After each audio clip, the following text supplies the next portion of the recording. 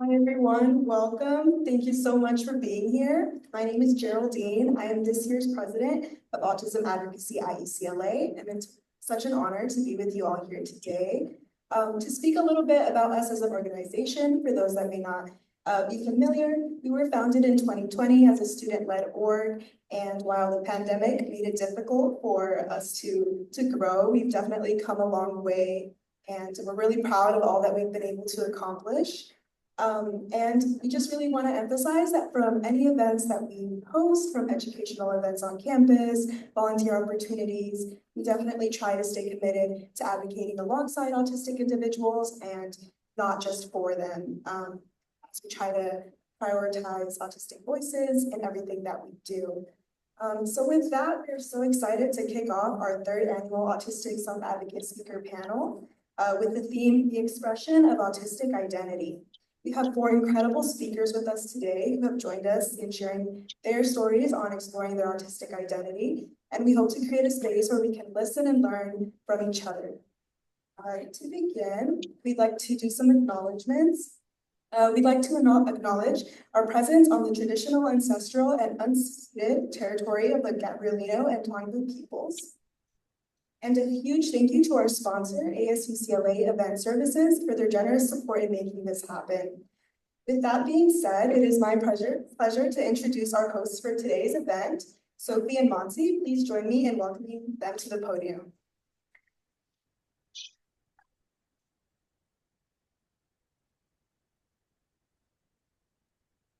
Tell us the music.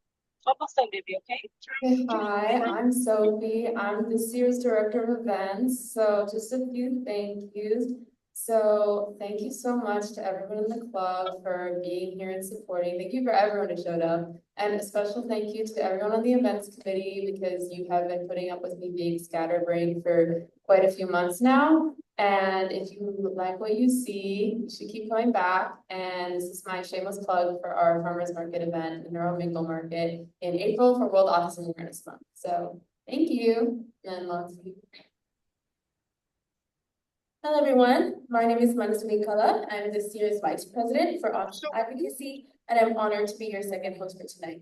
It's incredible to see how far Autism Advocacy UCLA has come. Our very first speaker panel over Zoom in 2020. 2021. Okay, over in Zoom in 2021 to gathering here today for our third speaker panel event we've ever hosted. Last year, we took a major step forward by holding our first in-person panel. Like any new endeavor, it came with its challenges, but we learned, adapted, and grew. Now, we are excited to continue building on that foundation and establish this as a cornerstone event for our community. With that, I'm thrilled to officially kick off our Autistic Self-Advocate Speaker Panel. Our first speaker of tonight is Russell Lehmann. Russell is a charismatic activist, motivational speaker, and acclaimed author and poet for autism, mental health, and disabilities. He is the International Disability Rights Advocate at UCLA's Tran Center for Disabilities and captivates audiences with his powerful message of acceptance and resilience. Russell has emerged as a beacon of inspiration. He shares the intense and painful personal journey of being diagnosed with autism at the age of 12 after 5 weeks in a lockdown psychiatric ward for several OCDs and phobias. These struggles, on top of a lack of support, compassion, and understanding, led him to withdraw from the world for the next 15 years, resulting in prevalent isolation. Russell has transformed his unique experiences to a compelling narrative that challenges stereotypes, fosters understanding, and shifts perspectives. He's a dynamic and engaging, captivates audiences. You can go to your His keynotes leave a lasting impact, offering deeply reflective insights into the complex world of autism and mental health, while encouraging empathy, sincerity, and inclusivity. A powerful poet, Russell performs spoken word throughout each presentation that presents a unique vehicle to the audience to provoke deep thoughts. Russell's multifaceted talents have allowed him to reach a wide audience and make a significant impact in numerous areas of inequity throughout society, and his ability to engage and inspire audiences showcases a talent for connecting with people on a deep and meaningful level. His global reach continues to make waves, shaping perceptions and challenging societal norms. I would now like to welcome Russell Lehmann to the podium.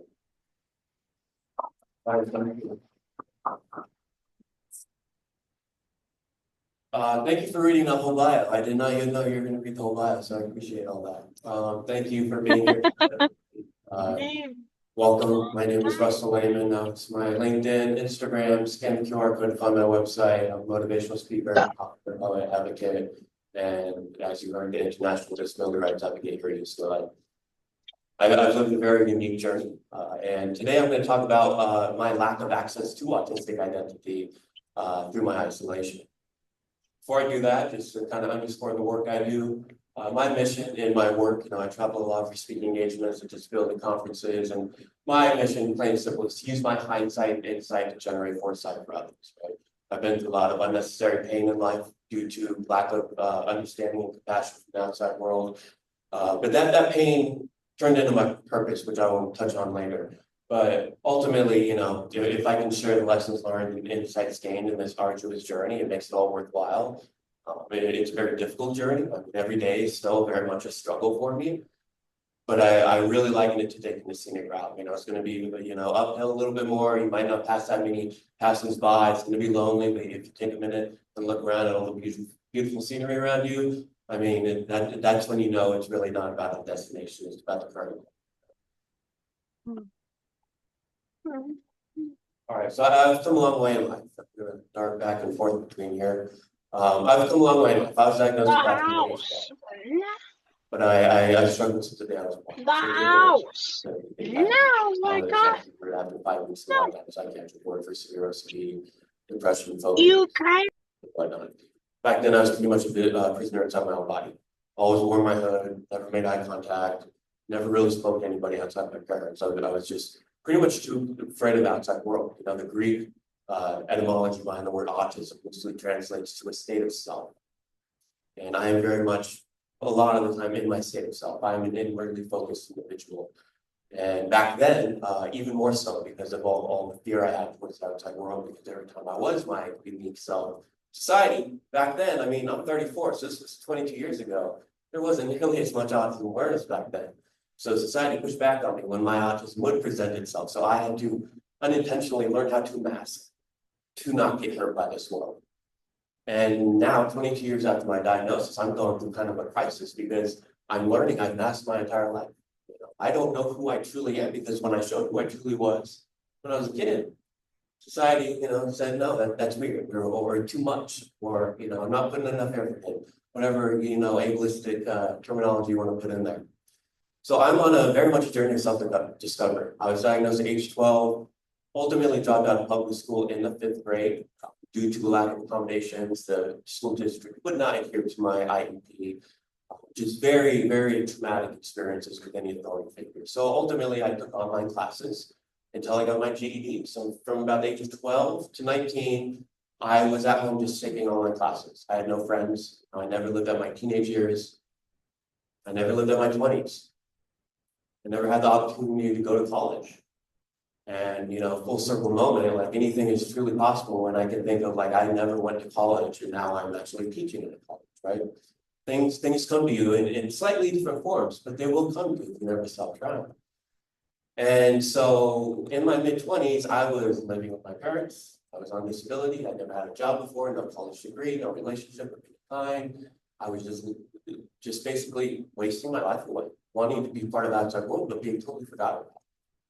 And in my mid-20s, I'm a very much self-taught. I have very minimal formal education because I took classes online. And in my mid-20s, I was so bitter towards the outside world because it was not for lack of trying. I tried so hard with my parents to reintegrate myself back into society, pushback after pushback after pushback. Either I was too disabled or I wasn't disabled enough. I was never just me, right? Everybody either saw me as this or that. And so in my mid-20s, I kind of harnessed that bitterness and transmuted it into empowerment through the art of poetry. I really found that, I had a lot of disability shame, right? There was no neurodiversity model back when I was growing up with autism. Autism was a deficit. People looked at me like, yes, you need to be fixed. So I have a lot of internalized ableism from that, right? I beat myself up a lot when I can't function because I was conditioned by my outside environment. Thankfully, I have two great parents, but aside from that, pretty much everybody was very discriminatory towards me. So in my early 20s, all that pain, that suffering, that loneliness, that feeling like I'm completely left out, to put in a poem and create a piece of art out of that, which I detested, was so cathartic and beautiful. And poetry became the best friend that I'd always yearned for, right? To be able to just let it all out on a piece of paper and not have any judgment, nobody's talking back, but feeling like you actually let it out. And so ultimately, my poetry led to my advocacy career. And that started in my late 20s, about 7 years ago now. And I did that through sheer determination to turn my suffering into success. If you think about it, it's only through the difficult moments in life do we get curious, right? When we're having a good time, we rarely stop and think like, why do we deserve this? But when we get hit with bad news, we're like, why do we deserve this? Why? So that was me a lot. Like every day I'd wake up, I'd be so isolated and lonely and just like nobody, the society was not taking me in. I was ushered to the sidelines and I was just like, why? Why me? Why me? And I was ruminating day in and day out. But then I realized I can generalize that inner curiosity into external curiosity. And that really opened my eyes into the external world and what avenues might pave the path of least resistance for me to maybe not go with the front door of society as most people do, but maybe I can go through the back door. Maybe I go through the window. Like there are other ways to do things. And so I'm a very unconventional problem solver. I owe that all to my solitude, right? And to my passion. The Latin etymology of the word passion comes from the Latin word pactus, which means to suffer and to endure. So I fully believe that through our pain, we come upon our passion. Through our passion, we come upon our purpose. And through our purpose, we progress in life. So that's ultimately a brief, very brief synopsis of my journey. I moved to LA about 3.5 years ago at age 30, and to create a personal life that I never had, right? I never had a personal life. My last friend before I moved to LA was at age 12, so I went 18 years completely alone.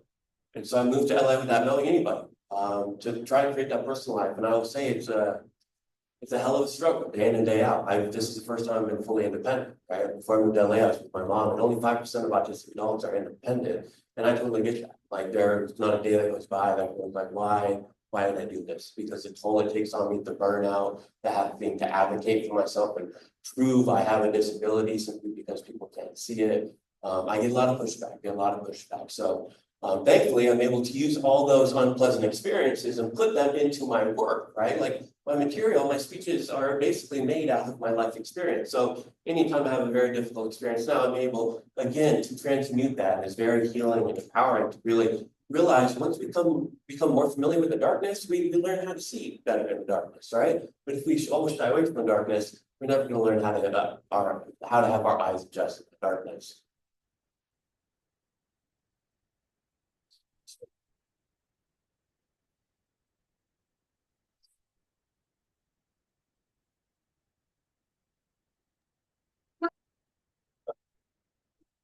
Yeah, you're supposed to say Dear Russell, but we can call this poem tonight Dear. And I'm just going to end it with a spoken word poem titled Dear Russell. It's a letter to my elders. Dear Russell, you're going to go through some things here. You're going to go through some real tough things here. I know you're just a young boy now, but I want to speak up and warn you it's about to go down. Pretty soon, you're going to lose all of your friends. Pretty soon, you're going to see life through a different lens. This probably doesn't even make sense, but pretty soon you're going to go insane. Which that I know you're pretty popular now, but pretty soon you're going to be laughed at by other kids who won't know how. You became such a pathetic wimp who's too scared to leave his house, who's too scared to be in a crowd, who thought a whisper was some loud. But listen, you'll never be weak. You'll never be weak. You'll grow up to be stronger than a million ancient gods of Greece. Now there are going to be nights when you just stand and cry. There are going to be nights when you contemplate suicide. There are going to be nights where you just want to die, but you will have too much pride to give up on your life. You're going to be admitted to the psych ward 3 times. You'll see naked people trying to find walls to climb. You're going to be rushed to ER way too much, but these experiences are the reason you're going to grow up to be so tough. You're going to have your dreams go crashing down just because some pathetic adults didn't want you around. You're going to have your heart break if you're made of glass. You have no friends to fall back on because life picks up repeats. You're going to wish you were normal, just like everybody else. But I need you to remember that you have a very bright future. I know you're gonna go through it. Trust me. I need you to be prepared for all obstacles in the face. And at times you're gonna feel like you're trapped in a maze. And at times you're gonna feel like you've been so debased. And at times you're gonna go into a craze and curse at the gods for why they made it this way. But Rusty, you need to listen. Might not be that different now, but you will. Your life is going to seem like an utter disaster at times, but then you strength you need to succeed at being the best possible human being you can be. So keep your chin up, your eyes on the prize. Because so far, surpass everyone's expectations of what we can accomplish in our lives. But it won't be you online. Surprise. Thank you.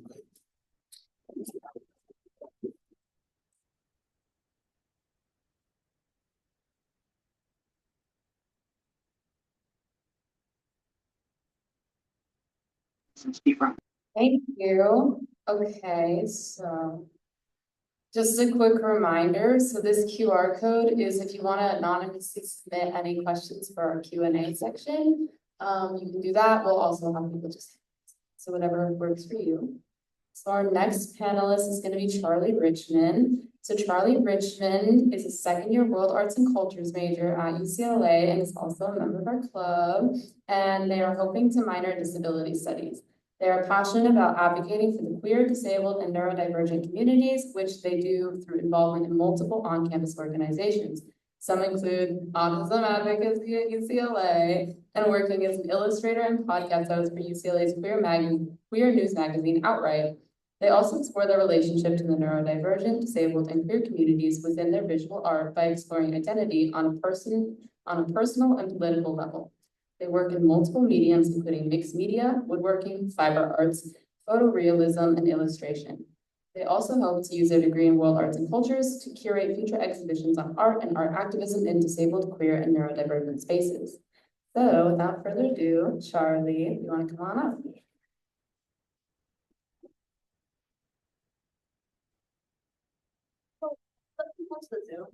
Yeah, okay, cool, cool, okay.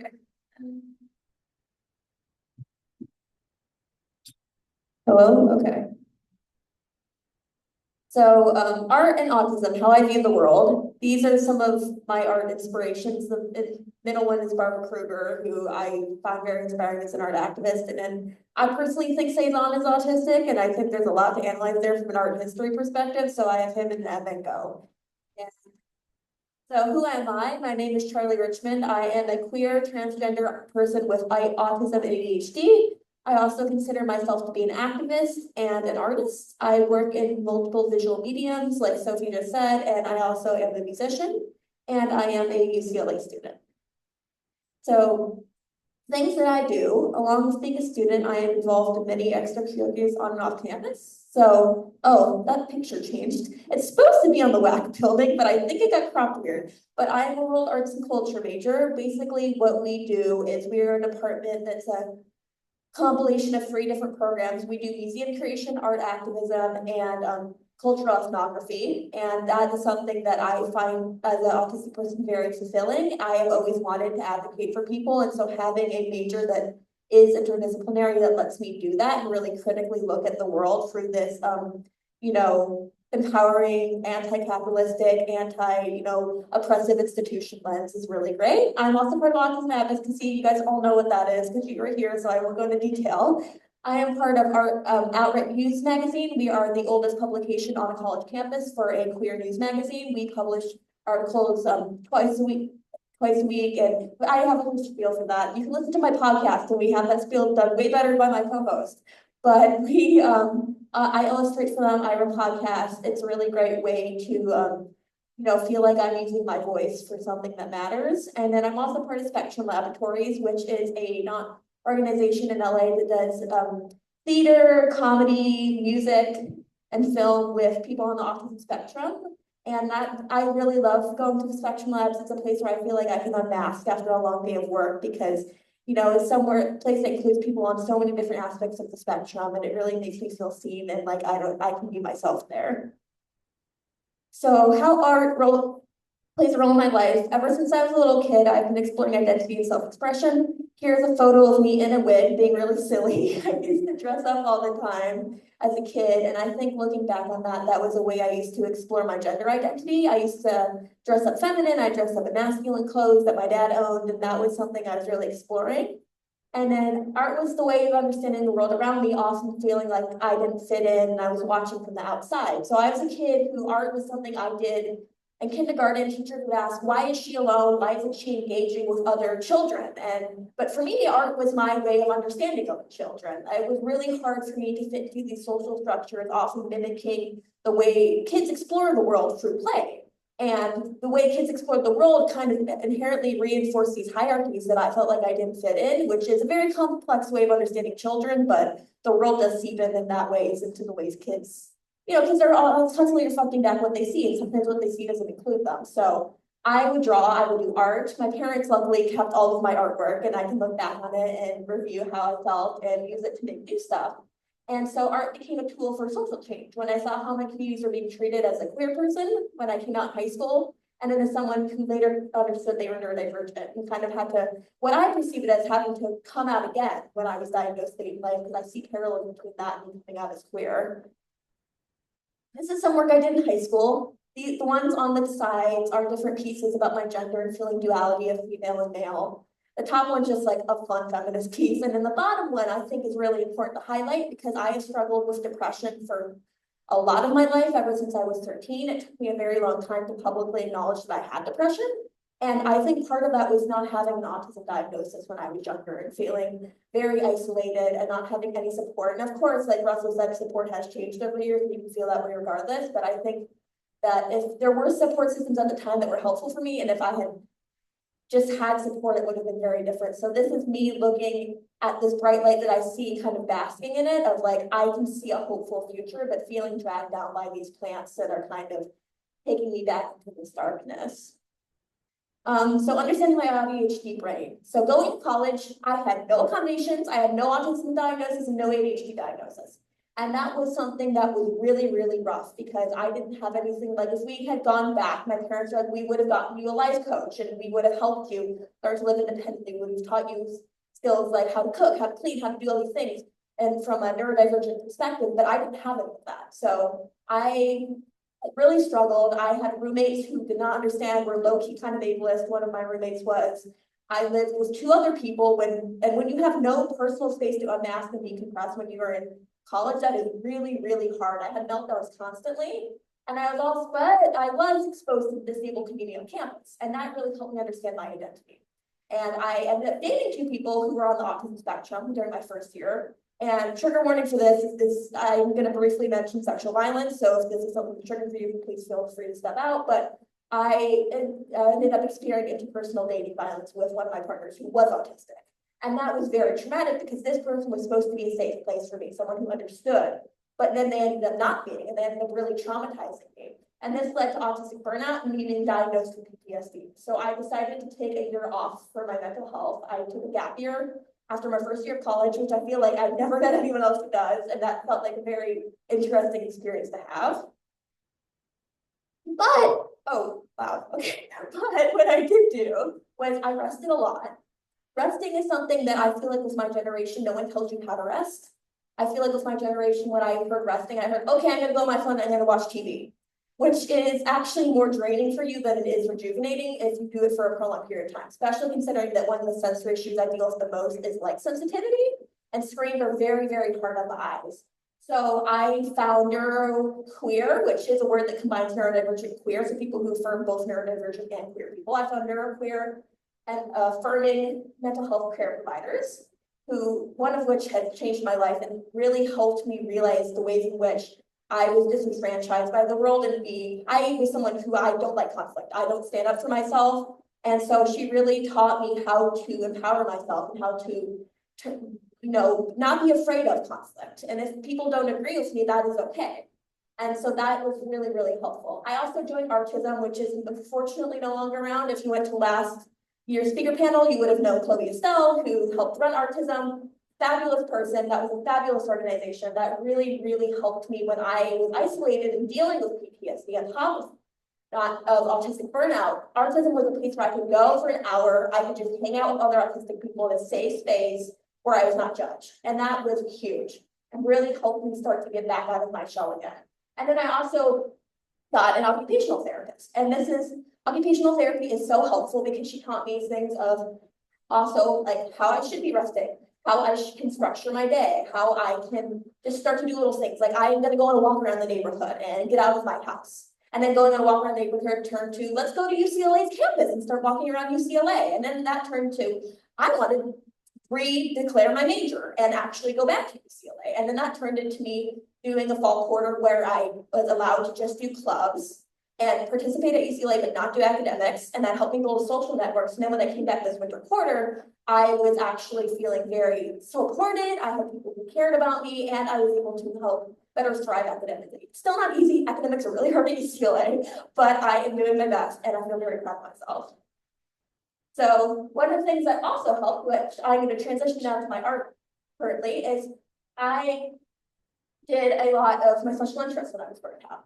And special interests are so important for the autistic mind. I know of people who have had partners who are like, being like, you talk too much about this one thing. Stop talking about that, that's annoying. But the thing is, what we're talking about is our special interests, and our special interests are something that we love, that brings us immense joy and happiness. And when you deal with serious mental health issues, this is something that is really important. So here's me hugging a Build-A-Bear frog, which I love, and then a bunch of Squishmallows. And this is a sale I did with my parents, where we were like, let's take your special interests, let's make stuff that you love. So I made all these stuffed animals and I sold them. And it was a way of me, you know, starting also to get out of the house, do stuff, do something that was really enriching for me, and learn to also, you know, do something rewarding, like do a small business. So that was really helpful.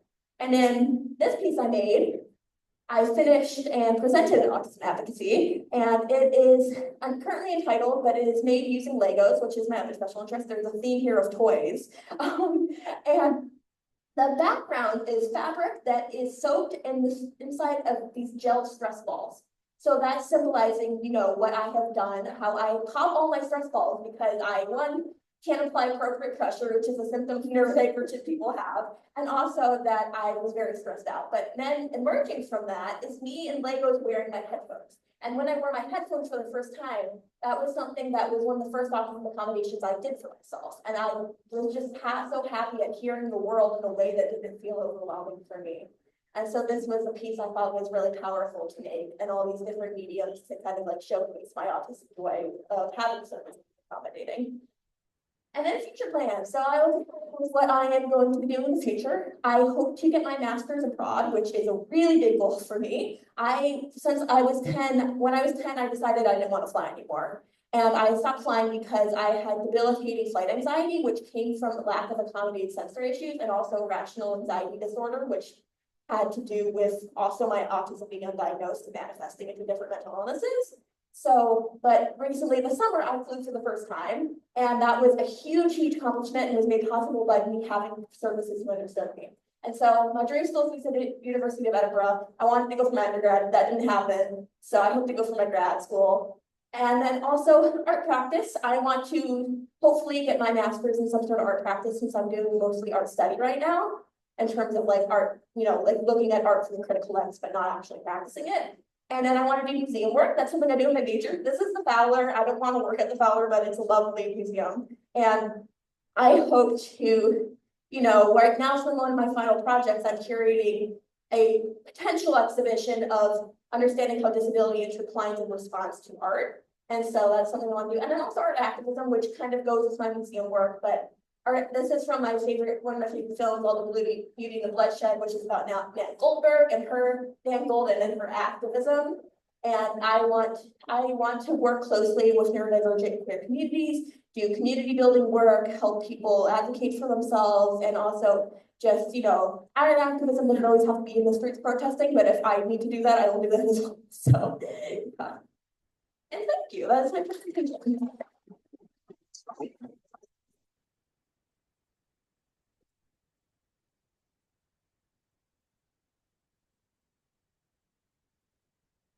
Thank you so much for giving us a glimpse into your world, Charlie. Next up, And again, this is the QR code for Charlie, if any of you who want to ask any questions anonymously. Next up, we have Dennis Tran. Dennis is a social impact storyteller, DEIA speaker, and consultant on a mission to build a neuro-inclusive and accessible world. Drawing from his experiences as a queer, partially blind, and late identified autistic ADHD Vietnamese American with CPTSD and glaucoma, Dennis uses storytelling and strategic consulting to empower neurodivergent and disabled individuals.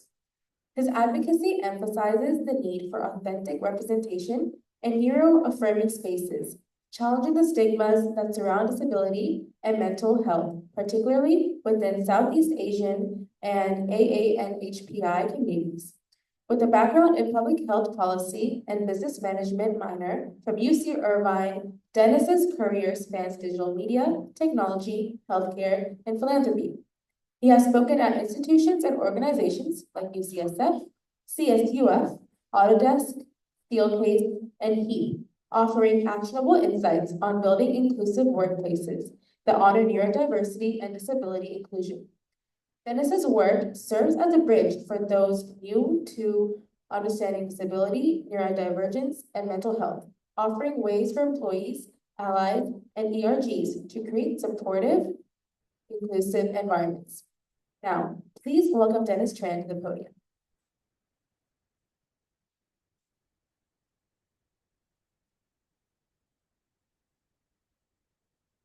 Hi everyone, thank you for having me here today.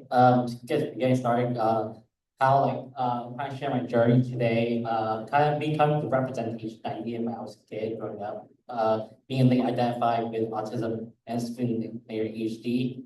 And these are the different ways that I have been showing up for myself in the world, since I become aware of my neurodivergence during the past few years, becoming a storyteller, be keynote speaking, doing consultation, and kind of being support others and do peer support and mental health support. Just kind of hear an overview of today's conversation, I'll be sharing briefly about my journey as late identified autistic, queer, neurodivergent, and partial blind Vietnamese American, and come from low income community, and the different cultural factors coming from the AANHPI community, and the stereotype stigma, the minority myth, and how intersectionality comes into play. And I'll try and share more about advocacy through storytelling and the things I've been doing since coming to terms with my disability neurodivergence. So how my diagnosis with autism and ADHD, case realization during the pandemic, it was a moment where I was crashed to burnout mode, where I was struggling a lot in my 20s, throughout 20 years of life, kind of navigating through college, high school, college, and without having any words or understanding why I was struggling so hard. And I was struggling when it comes to with employment, I didn't really knew why I was trying to get a job. I always came down to bottom two, the top two candidate. I was always getting passed over. I was and people always tell me it's nothing. And I was I kept trying, and I kept getting passed on. And I didn't really know there was a statistic that was 80% of autistic individuals were underemployed or even underemployed with having a bachelor's degree with getting a job career. And so I was struggling. I didn't understand why. Although I have employment, part-time capacity or contract work, but it was no one really took a chance for me to get full-time, so I kept pushing through. And so for the longest time, I was I didn't understand why. So I was okay, let me just do other things on the side and build experiences. They kept going. And so for me, it's it was never really something I really struggled with. But at the same time, I did struggle with school throughout college and university during my time at UCI when I didn't really have a lot of resources or understanding of it.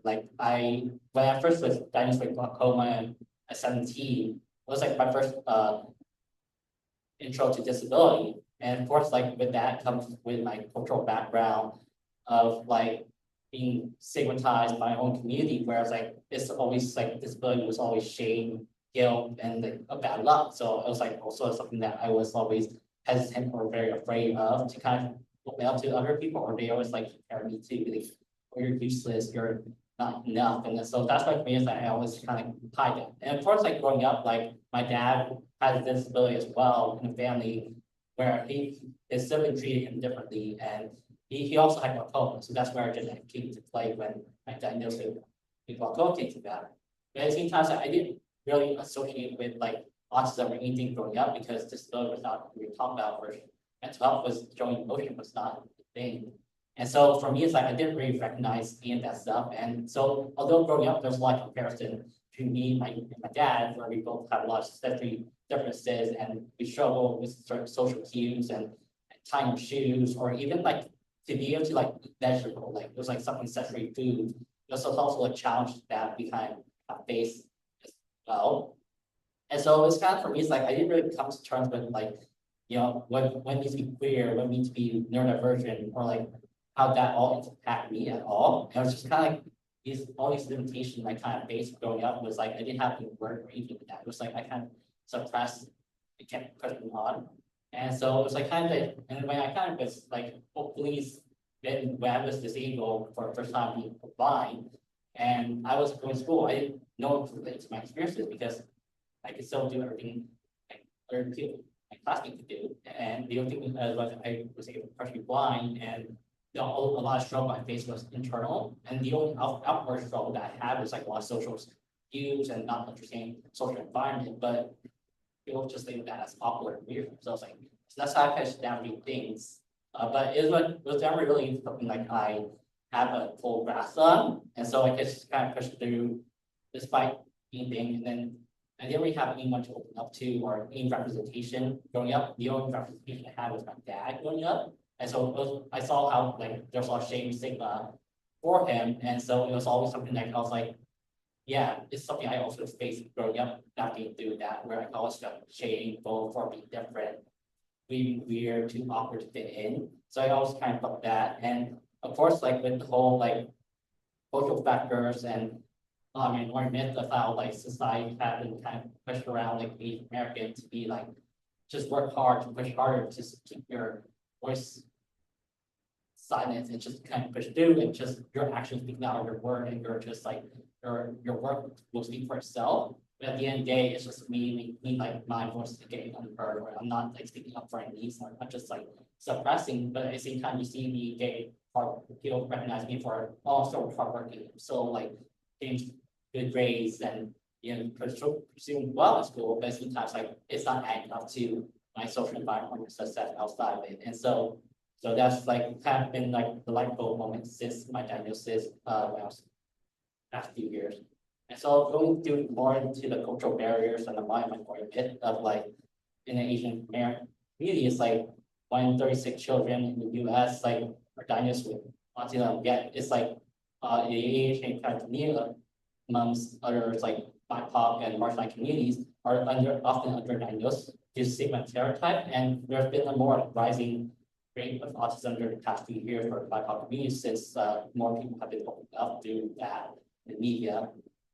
And the cultural expectation and what I'm more admit is like prevent that areas where it's like there's such a high standard. Like for I think it's culturally wise too in Asia where it's like kind of it's like academic was very highly to kind of you have to pass like performance tests and stuff like that. So of course like in a way to kind of navigate through the US is like very often like culture, like we don't really talk about these things. We kind of have that expectation of like go to school, get good grades, go to college, and you'll be successful, you'll be fine, and then it becomes having a stability job that's 9 to 5, that's like stable. But of course, like learning about autism, ADHD, like our brain doesn't work that way. We are very different, and so it's kind of like understanding how cultural impact like the different neurodivergent when neurodivergent display isn't really words that is familiar with like in our culture, and how like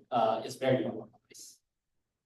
And so like in like kind of even though like how Asian American has been able to like even though they're open about it, there's also lack of proper professional resources, cultural support to navigate these identities because of like nothing has been created. There's not a lot of resources available. So of course, like for me, it's like I'm also learning as like navigating my identity is to create spaces that I exist in and be able to educate others and to be able to share my story to try and challenge the status quo and sound bring what it doesn't exist. And so like how culture intersects with race, culture, and disability, how they all ties with one another, and why like ableism and how society view of being different, the stigma surrounding that is amplified by the law and more myth, being us against one another. And it's just like kind of how these stereotypes is how society dictate what who we are and who we are, because our difference is like based on this narrative that is already set into place. And by sharing our stories, we can definitely like redefine that and help like others to see and grow.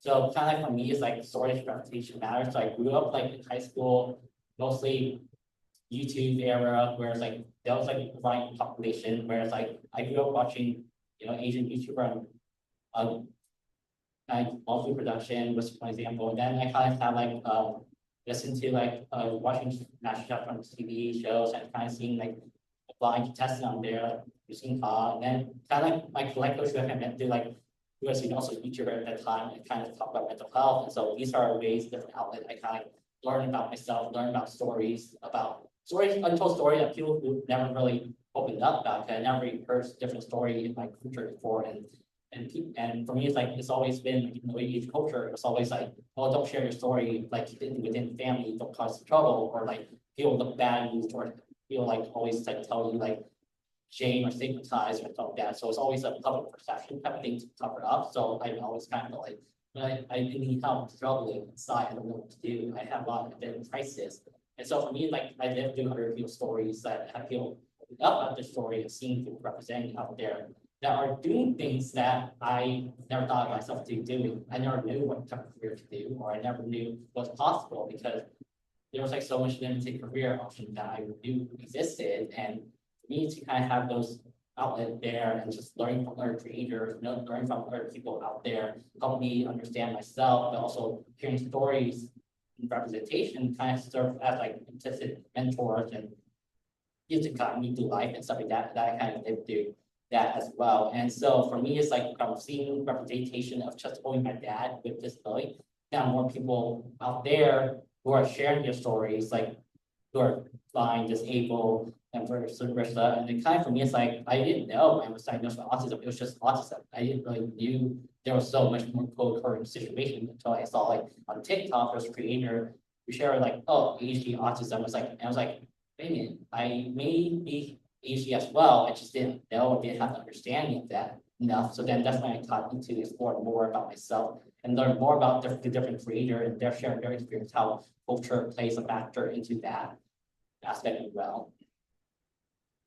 And so like here are more creators and who are API and people who have been out there, who are kind of, or public figure who kind of been there sharing their stories, like Alice Wong, who's been like kind of sharing her about the year tiger, kind of talk about her experience with that. And Yen Santos, councilman, Jane Mantan, a researcher, Nick Diagnosis, a parent, Helen Fong, an author, Jonathan Ma, who's an advocate in like Hong Kong, US, and of course, like Christine and we have Image Community, who's like rare in Australia, doing stuff like that. And we have Community Drive, who's also like a therapist now, who's like they identify with autism here. Kind of understand the cultural background nuances of that. We have Tiffany Yu, author of the Anti-Ableism book, and kind of founder of diversity community groups as well. We have Kinto in the UK as well, kind of sharing their experiences and fear about different issues, experience about neurodiversion. And so like why does sharing our story matter is, as Brene Brown like shares, like courage start by showing up and letting herself be seen. Vulnerability, express your thoughts, emotion, and feeling. Connection, learn, connect, and develop meaningful relation with others. And advocacy contribute in shaping the experiences of others in your community network. And so that what led me into being here today, doing this type of work right now, through storytelling, being the representation I needed when I was younger, and being the change I want to see in the world. And so because I didn't grow up like having any sort of neurodiversity, inclusive environment, having an actual environment, I didn't have that for other people. So when I started to find community for myself, since being share my story like couple of years ago, I started like finding other people like myself. I started like connecting other people, other organizations, being involved in so many different things. Such as like I really have the opportunity to speak at companies such as Sony, Picture, iOS, UCSF, and Fullerton, but mostly speaking about my intersectionality between like being culture, neurodiversity, disability, how it impact me, how it can make it more inclusive for other people. And since then, I also done some fellowship with Disability Belong and the entertainment industry where I kind of provide consultant on entertainment news media, where I kind of like consulting on the first autistic character, Blue's You. Right now, I joined like Asian American with this initiative we started off like in 2021, where we kind of have an advocacy group dedicated for disabled Asian Americans, which haven't been existed. There was no space for that. So I grew the partnership, I grew the organization. We have 3,000 following for the past few years, created a resource guide, national resource guide for the first time for the community, just learning about self-advocacy, allyship, and stuff like that. And then since then, I also have been like contributing to Guilty Collective, media platform that kind of serve like storytelling for communities and uplifting advocacy inclusive content. And I also kind of been doing peer stuff and as a peer supporter, like sharing my story to kind of help people since I was like very open about my advocacy work and my journey being disabled, neurodivergent, Asian. I'm kind of creating spaces where it exists and just like doing trial and error. And navigating through like what needs to be affirming, what needs to be accepting, because growing up in my community, like our love language was through active service. It was not necessarily through word affirmation. It was never really through like physical touch or anything like that. So of course, like I had to relearn that and realize like, hey, these are the different needs I might have as someone with autism ADHD that I didn't get. So I had to learn that like what is safe like, what does it feel like to be safe, what does it feel like to be healthy, and just learning what it needs to be healthy, like for myself, because I didn't really have that. And so I got myself like enter a lot of like unhealthy dynamic because of that, because I realized like, oh, people just like kind of gaslight me, or people just like having like able to like abuse me in a certain way. But for me, it's like learning to myself, like what is that like for me, and through learning through like working with coaches and therapy to understand that for myself is like reframing that for myself and redefining what it needs to be disabled, and Asian American, and neurodivergent. Really helps that as well. So that's what I kind of do with my work and do storytelling today. Thank you. And here's like following with us.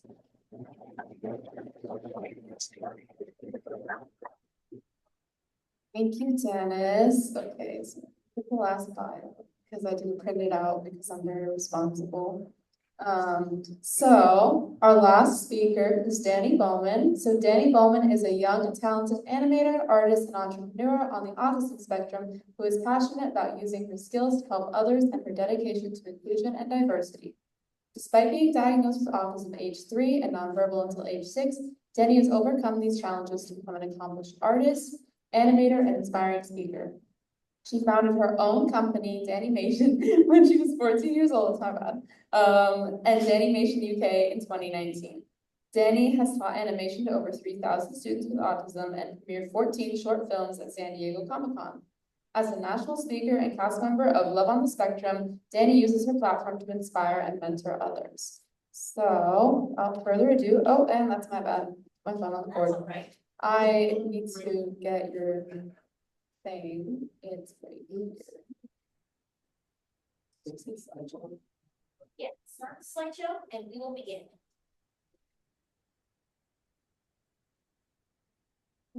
Technical difficulties. Okay, there we go.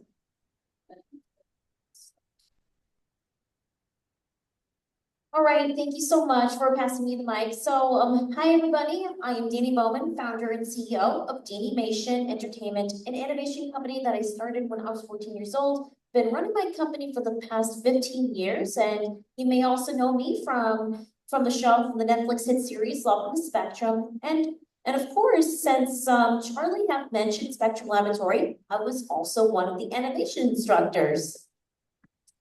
So, what does autism mean to you, and how do you express your autism identity?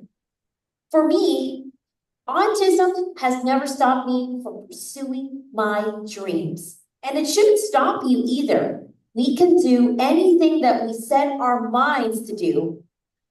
Growing up with autism meant navigating a world that often underestimated me. When I was diagnosed with autism at age 5, I was told by the professionals that I might never speak, make friends, or succeed. But against all odds, by age 14, I founded my animation company, Dani, to help others on the autism spectrum turn their passion for animation into careers just like I did. How did I do that, and what type of education did I receive to become successful? Well, I didn't do it alone. I had help from my team when my aunt and uncle were my family, and champions such as Joey Travolta and Temple Grandin and many others who saw my strengths, believed in me, and helped me navigate a world that was not meant for neurodivergence like me. We all need help. Nobody does it alone. Not even neurotypicals. Everyone needs help. Again, I was underestimated, and I was told that my company would never be successful because I was still in high school when I first started. I was also told that I would probably not graduate high school due to my special education. But I advocated for myself by taking general ed classes, spending extra homework hours, and extra time for exams. In addition, I also took as many art classes as possible and college credit for high school students when I was in high school to prepare myself for the change from high school to college. I think that helped me a lot in transitioning to the college environment. As a result, I graduated with a 4.0 in honors in 2013. And believe it or not, it wasn't quite easy. But all thanks to the help from Sandy and all the teachers who believed in me, they helped me. I flew, right? How did I receive my BFA in animation in 2018 and an MBA in global strategy and leadership in 2020?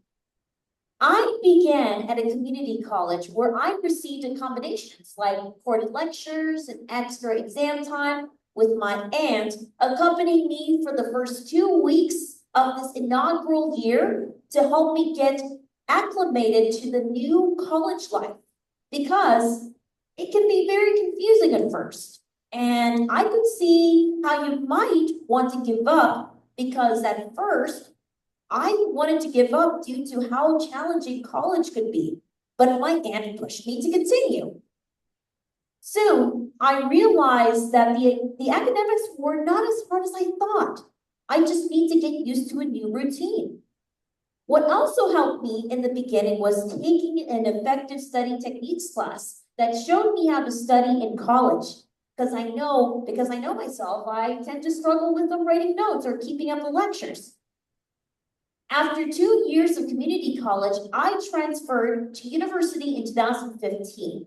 I continued using these accommodations through my 3 years of undergrad and 2 years of grad school, focusing on homework to prepare for midterms and finals. But I've got one little secret I did. I used to record my lectures, and when I would get home, I would type my lectures. So I didn't really need to study much more. My brain automatically remembered the lectures because, number one, I would hear the lectures in class. And 2, I would play the lectures again at home. And 3, I would type the important points of each lecture. It really worked for me. It might not work for everybody, but it worked for me. And I am currently pursuing my PhD in positive developmental psychology, focusing on autism.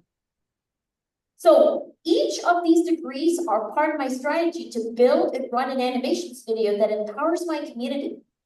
My BFA in animation was a natural choice, driven by my lifelong passion for animation and my childhood dream of starting my own animation company. And as I got older, I realized I needed business skills to make that dream a reality, which led me to pursue my MBA. And for the past 15 years, I've also worked with students on the autism spectrum, showing them that it's possible to go to college and pursue a career in animation or any other passion they choose.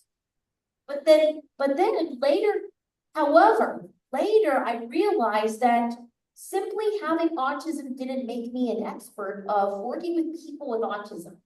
That's why I am now pursuing a PhD, focusing on autism and researching how my animation programs can help neurodivergent individuals turn their passion into sustainable careers.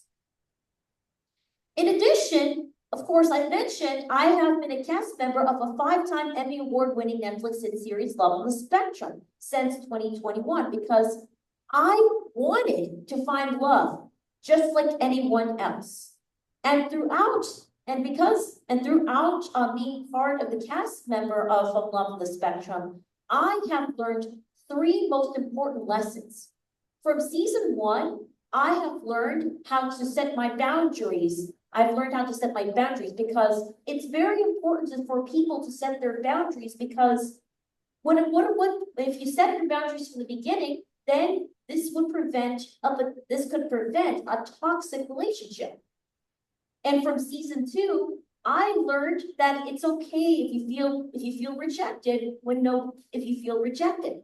And I always reassure myself that it's okay to move on. Because if you have seen me from season 2 of Love on the Spectrum and how Jake rejected me, I know how it felt and I know how painful it felt when Jake did that. But anyways, Jake and I remained friends after season 2. And in season 3, which that has not come out yet, I have to learn that it's not about finding the right person, it's about being the right person. And I also knew that I have to be flexible because because I had set my expectations for such a long time, sometimes you just have to you might find the right the right qualities that you need, but it's not going to be possible to find the most ideal one, but you'll find someone that is best, but not perfect. So you see, my journey, filled with setbacks and triumphs, has been about resilience, self-acceptance, and ultimately proving that with the right support and determination, anything is possible. So here I am, standing on the Emmy stage as a presenter back in 2024, from being a nonverbal child, misunderstood and doubted, to being a successful entrepreneur and Emmy presenter. My journey has been full of challenges, but I've grown into who I'm meant to be. I didn't grow out of my autism, I grew into it. Autism has shaped my life, giving me the unique strengths and perspectives that have fueled my passion for animation. Now, I have some important tips for the autism and disability community. Throughout my journey, I did not let my diagnosis limit me. And it's important to embrace your strengths and pursue your passion. And I remembered that since I started my animation company at the age of 14, remember, there's no age limit to starting a career or endeavor. Anybody can start. And don't be afraid to ask for help. For me, I knew I had to ask my aunt and uncle for help sometimes. It's also very important to surround yourself with people who believe in you, like my Auntie Sandy, Uncle Patrick, and some of the champions I've mentioned. And also, remember, nobody succeeds alone. And I also remember to push yourself. Push yourself out of your comfort zone. Stay diligent and organized. Plan ahead and always practice what you learn. And I also learned that don't worry about failing. It's part of the process. Everybody fails. For example, Thomas Edison. Thomas Edison has failed many, many times till he perfectly invented one of the most successful light bulb inventions. Or Walt Disney has failed a couple of times in life. till he be successful. And most importantly, don't compare yourself to others. Focus on your own path. Take opportunities to make connections and keep learning. And if anybody doubts you, just confidently say, yes, I can and I will. Just watch me. And because if you can see it, you can be it. To everybody here today, know that autism didn't really hold me back. It fueled my journey, giving me a unique perspective and passion. And I hope my story inspires you to support individuals on the spectrum, us individuals on the spectrum, find our own paths. This is just the beginning. And together, we can continue creating a world where neurodivergent voices can be heard and celebrated. Anything is possible. If I can do it, so because these folks can do it, and so can you, and the future generation of neurodivergent people. So since we've got, I think that's it for today. So if you'd like to contact me, I have provided the Linktree link right here.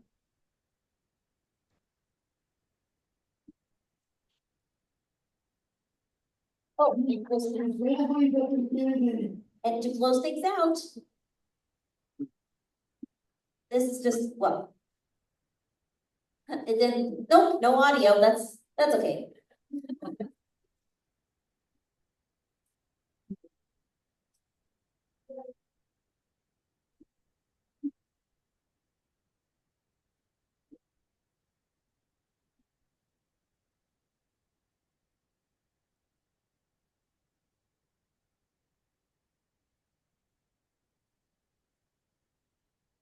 Good.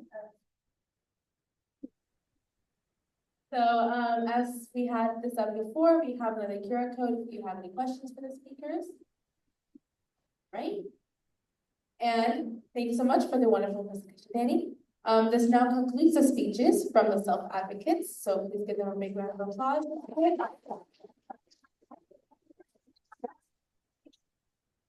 I really hope you have all learned a lot from them and with their experiences as well. And we will now be moving on to our Q&A session. We have a microphone or two going around the room. If you'd like to ask any questions to speakers out loud, please raise your hand. We'll walk over there and hand you the mic.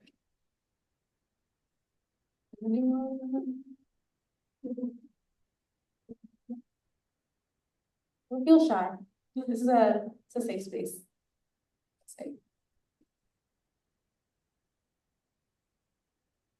Yay, I've never met this woman in my life. This is Sophie's mom. I just want to thank you all for presenting and telling your stories. I'm a mom of a late diagnosed autistic ADHD girl who was diagnosed at 19 and is now trying in Sacramento State. So I'm taking some of these stories and I'm going to share with her, and especially how to get through school, because I know it's hard sometimes with the classes. But you telling your story inspires not only the kids and people struggling with that, but also folks around them and how they can best support. So thank you for speaking today.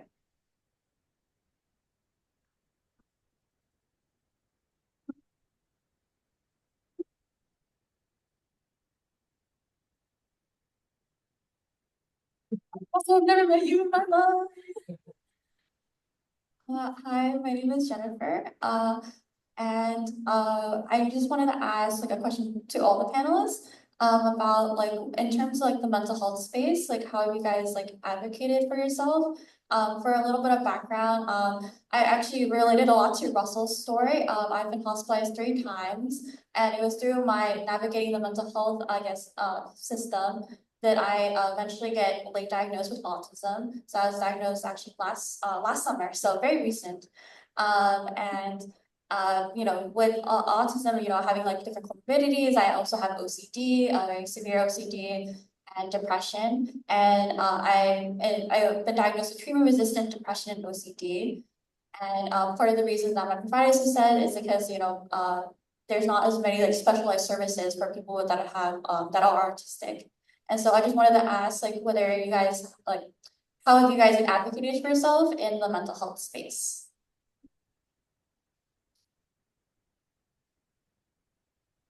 So. Hello, okay. So it's been a long journey for me. I was diagnosed with a generalized anxiety disorder when I was 11, and I struggled with that for a long time. I was also medicated when I was 11, and I then was struggled with, I'm not formally diagnosed with OCD or depression, but they're both on my chart, and enough of a struggle for me to be treated. I'm also diagnosed with PTSD, and then I have ADHD and autism. So I struggle with a lot of different things.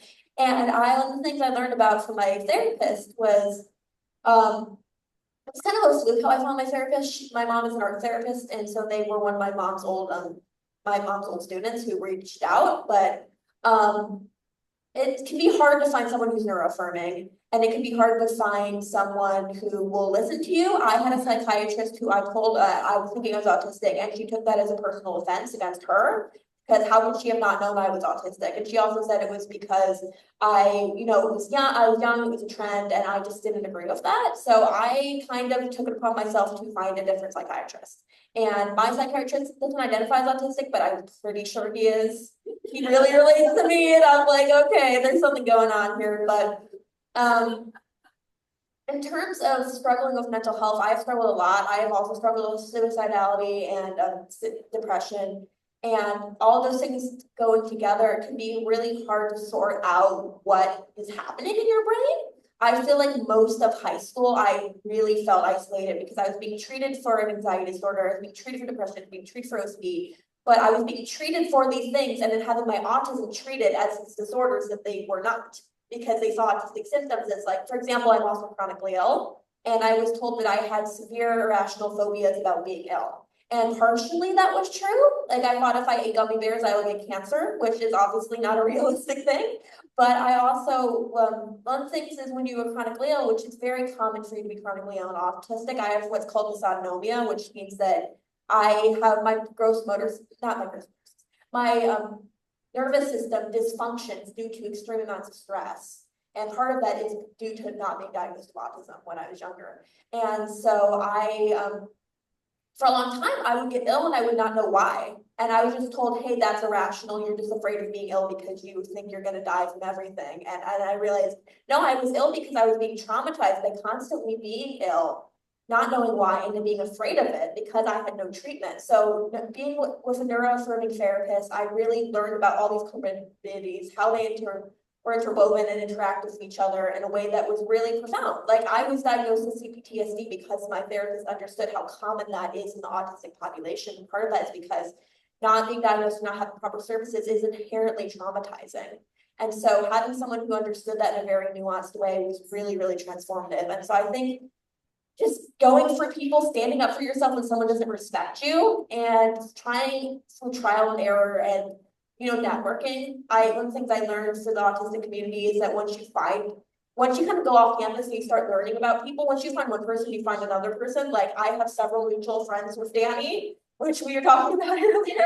And like, there's also people out there who will help you. You just have to find the right people and really advocate for yourself. So that's kind of my advice and a really long explanation.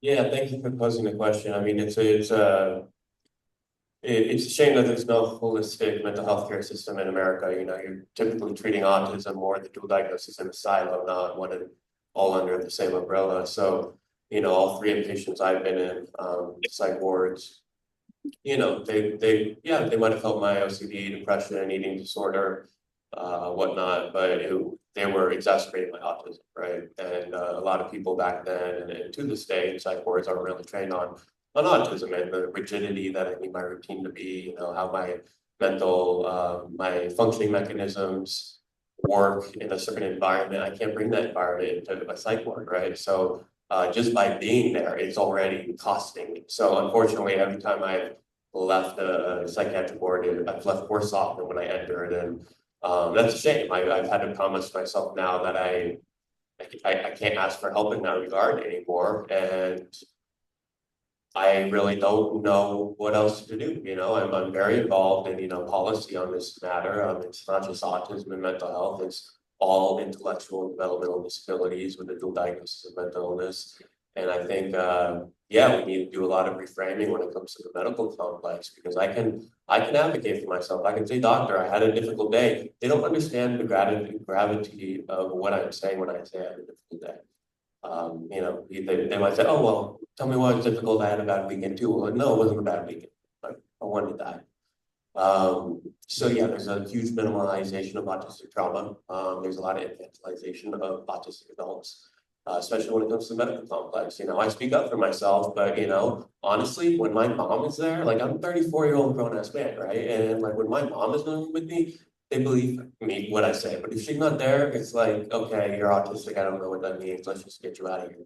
So yeah, it's very dismissive, degrading, dehumanizing, and I'm at a loss because, you know, I've never gotten the supports and services I need to this day, 22 years after my diagnosis.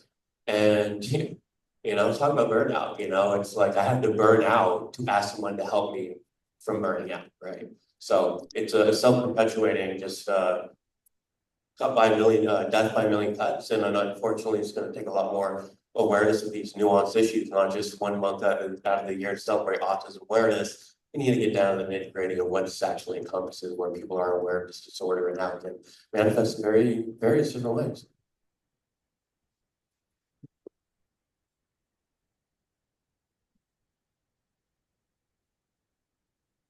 Hey, answer that question.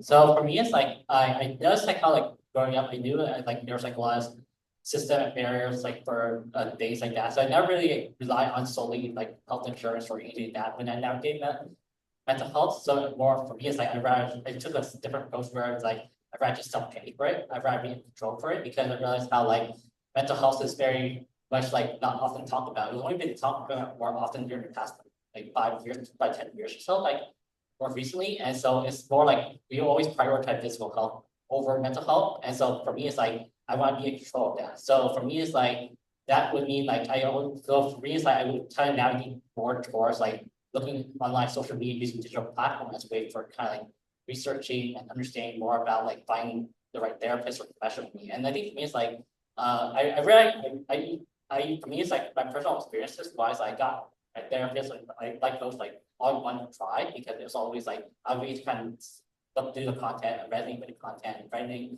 things they share, and they can connect them. That's how I kind of be able to kind of find neuroaffirming providers, stuff like that. Kind of just do some research online using those tools. There's also like other like or websites and stuff like that's like that actually have neurodivergent website. I don't remember on top of my head, but like you reach out to me, I can definitely share with you more about these websites that exist out there. I just think there's a lot that exists, but we just don't know where it is, or there's no solid place where everything is about. Like I knew about these websites because of my therapist that I found to TikTok. She's been sharing these content with me. I was like, oh, this would be very helpful for other people who now need to look for neurodivergent therapists or professional too, because like I didn't know. I just kind of stumbled upon it because I was scrolling on TikTok and the algorithm kind of working for me, but like it may not be for other people who may not be able to know where to look for it. It's like I think that's like one be able to provide that.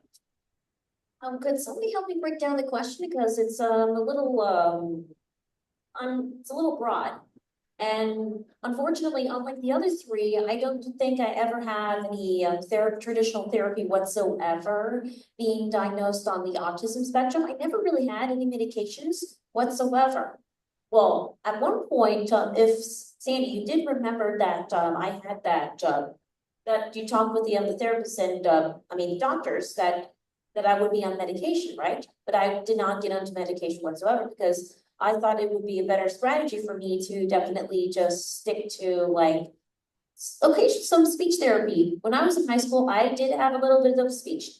I had a speech therapist at the time.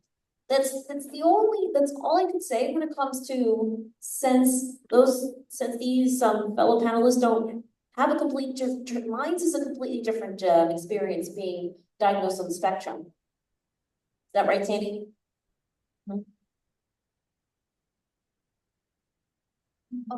I think, so when I asked the question, I meant like it to be kind of broad, whether it was like in terms of like receiving or trying to advocate and trying to get a mental health support for yourself, or even in terms of navigating, like, I guess, the healthcare system, because sometimes it's either like services are not provided when they're needed, or sometimes services that may not be needed are provided, and it like whether it's like medication or something like that, because someone's perception of guess of what like autistic symptoms may look like, they might be like, oh, that means like you need to be medicated, when really that's not always the case. And the same thing in terms of like what you do need, like you are having other comorbidities and you do need actual more support and you're not receiving them. So I think it meant to be kind of broad. So thank you so much for answering. No problem, anytime. Oh, and by the way, people on the autism spectrum and other different types of neurodivergence can apply for SSI and SSA.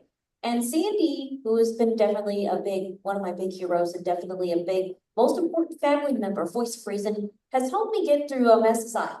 But believe it or not, SSI is really hard to apply. And because imagine, it took us a long, Sandy and I, it took us a long time getting the benefits of SSI. Because health insurance, especially Medi-Cal, Medicaid, is definitely very important, very essential to get health insurance.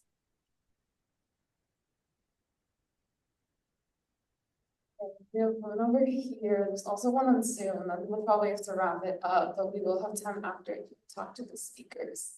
But there's food. Fun. Okay. Howdy. So with unemployment for autistic adults being around 70%, I've always believed that if you can't find a job, you should make one for yourself. Here's another stat for you to include in your presentations, Dani. Neurodiverse individuals are up to 5 times more likely to start a business. As a fellow founder on the spectrum, I know the importance of having support with you. You've had the graces of your family to help, and I had my best friend in my business. So what advice would you give to autistic founders who are going it on their own and, starting up and looking for a co-founder? Well, it all begins on finding connections, and definitely, it's always the most important thing to start a social media. And I definitely recommend starting a social media accounts and then interacting with people and showing your work out there. Be out there. Something that the people on the autism spectrum should do to showcase their work, and the more you communicate, and also the most important thing that people on the autism spectrum need, the number one thing is the power of communication skills. You must have some articulation, communication skills, checking your emails. It's a huge, huge responsibility. And believe me, it's tough for me to get them to send out emails, but eventually I do learn that it's a very important skill that we on the autism spectrum should have. Communication, being able to reply to emails, being out there.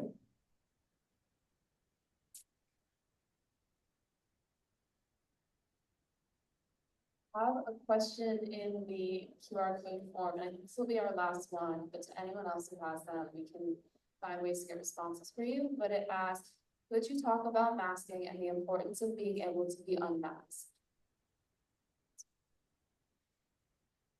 I can go, but I think that masking is something that autistic people feel the need to do due to societal and unacceptance of autism, and also because functioning in higher institutions, like I personally, one thing that I say to people is that I don't think the autistic community at UCLA is reflective of the whole autistic community. I have met very few people who are quote unquote high needs, at least in a way that would be apparent at UCLA, just because I think that you have to function at a very high level. And I mean, I don't want to use function in the terms of like functioning levels because that's regressive, but I do think that, certain institutions like UCLA, like other higher institutions really are demanding of masking. And that masking is something in day-to-day life, but also is something that prevents autistic people from moving up in fields because you're required to mask and behave in a certain societally typical way in order to be received as good enough. Like going back to the question about Dani starting her own business, is like we start businesses because people won't hire us, because people won't respect us. And I think that unmasking is really important. It is hard because society does not want us to unmask, but I think finding spaces is really important. Like, it's interesting. I find myself also reverse masking. Like I find when I'm around autistic people who were diagnosed younger and sometimes present more autistic and aren't as high masking, I find myself wanting to unmask just because I feel like I need to match these people or else I'm not perceived as autistic enough. Because there's this idea that when you are someone who's like diagnosed, you're not noticed as being autistic, that like, oh, this person's just faking it, they're not autistic. So I feel like I need to behave more autistic, but in a weird reverse way that gets me to unmask. But I think that unmasking is really important. I find spaces like Spectrum Labs really helpful. I find making all sorts of different friends on the spectrum to be very helpful. And I also find like, advocating for your needs. Like I am applying to housing next year and I'm realizing I do need to live with a person because I get really lonely, but I can't live with someone who is requiring mask like I did last time. Like I am looking for, I have a roommate who's neurodivergent for next year and is an artist and likes alone time and quiet. And I'm realizing what my needs are and how I can have a safe space in day-to-day life, thrive and also be myself. So yeah. One thing to add, what Charlie was definitely going to say about masking and unmasking, the most important thing is to know the difference between masking. The difference is being able to mask while at the same time, it's very important for people on the autism spectrum to definitely it's not about fitting in or masking, it's really more about understanding the hidden curriculum and what certain things that people on the autism spectrum should do while feel welcomed in the force. And most importantly, it also depends on what job or occupation or an industry you choose. Because when I was in the animation industry, most of the people are definitely really nice and really respectful. And I feel, and it's definitely good to be yourself. It's good to unmask and be yourself. However, the most important thing that people on the autism spectrum should do is to definitely know what's the right thing and the wrong thing to do, how to be proper, how to be polite, and don't be sloppy or messy, or what type of, you have to find hidden curriculums like dress attire, like the dress attire you have to wear, or being quieter, the tone of voice, all the things that we people on the autism spectrum have to understand. There's no problem of revealing to be autistic. It's okay to admit that you're on the autism spectrum, but it's more important to definitely fit into like business schools, hidden curriculum that is implicitly, that's why I am definitely teaching students the importance of about etiquette. Business etiquette is important. It's a must. And I'll just jump in there real quick. I don't know how to unmask. Again, I've only started creating a personal life for the first time as an adult 3 years ago. So like professionally, my speaking engagements, my advocacy work, yeah, I can unmask. So a lot of that takes place outside of the state of California though. So a lot of the people in the disability community I am comfortable around, who've heard me speak, they're not accessible on a day-to-day basis to be part of my personal life. I will say that when I am on stage presenting, that is when I can unmask fully, right? I completely bare my soul, I will cry on stage. I feel like I can't mask in my personal life just because of my isolation, all the defense mechanisms that have accrued, that I don't trust people because I've been hurt so much in life that, yeah, sure, I want to trust people, but I don't know how, right? And that deconstructing of all those rigid thoughts and masks and camouflaging, trying to copy others just to fit in. It's a very trying time. My professional career is absolutely a very fulfilling, beautiful thing. My personal life, it's not very pleasant, and it'll always been that way, but I'm just getting started at the same time. I've only been on this journey of creating a personal life for 3 years. So I'm a late bloomer. I call, people, autistic individuals, it's an investment. I'll get there. It might take me a little bit longer, it might take twice as much effort as average human, but I'm going to get there. And I think, 5-10 years when I'm in my mid-40s, maybe I'll have some traction in that personal life.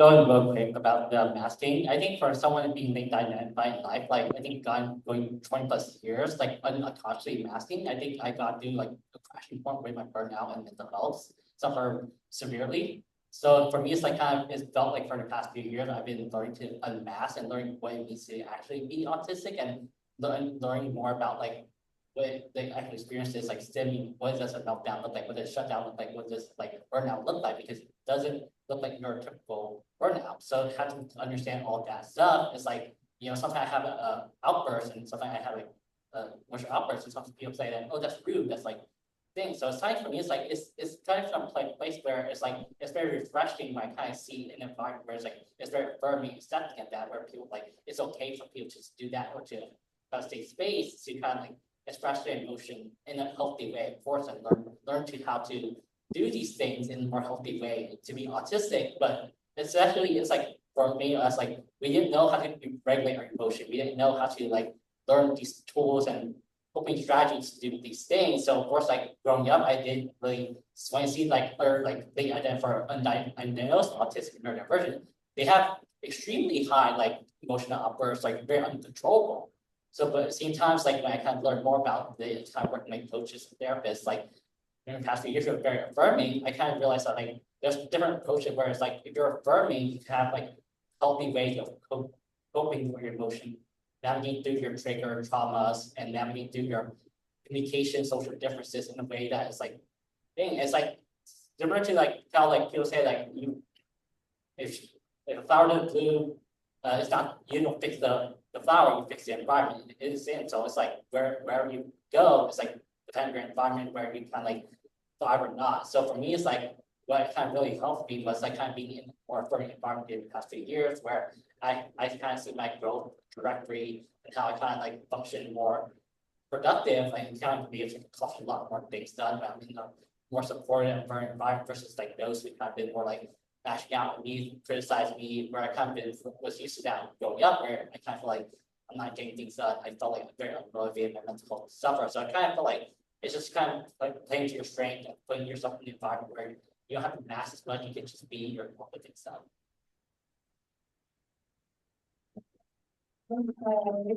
Thank you, everyone. Sorry we couldn't get to all the questions, but we have some fun catering. So that will be the last question. We can always email and reach out and provide resources. You can contact them with the information. Since that was the last question for tonight, thank you all for joining us today for our third Autistic Self-Advocate Speaker Panel event. This wouldn't have turned into a successful event if it weren't for your presence, both in person and virtual. I would next like to thank our events committee members. If I could have them all stand up. Lucia, Kaya, Janelle, Skylar, Jason, Ashwin, and Krithika, who have all been working on putting this event together since the beginning of the school year.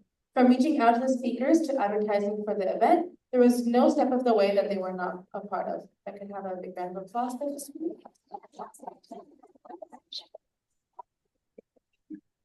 And a special shout out to our amazing events lead, Sophie, right here next to me.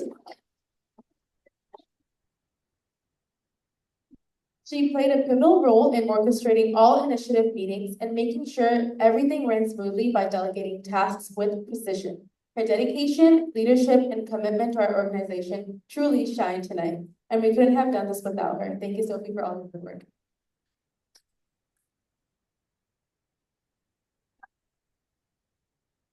Last but certainly not the least, a heartfelt thank you to all of our incredible 4 speakers today. Your willingness to share your experiences, insights, and stories is truly inspiring. Your voices not only educate, but also empower everyone in this room, and we are deeply grateful for the time and energy you've dedicated to being here today. Thank you.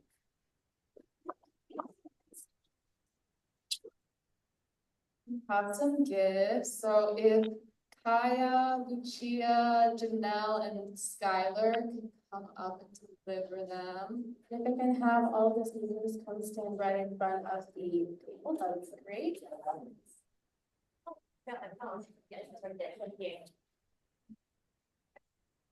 my God, it's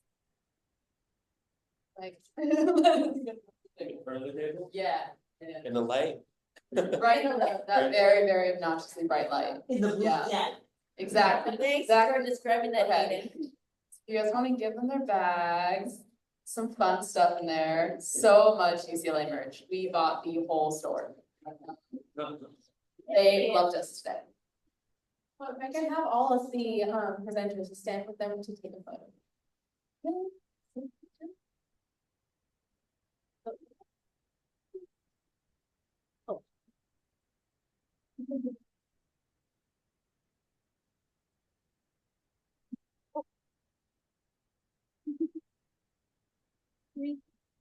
2.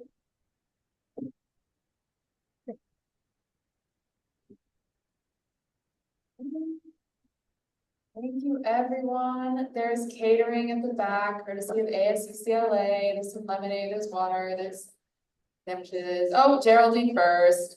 Just think, remember that for after. Geraldine, yes.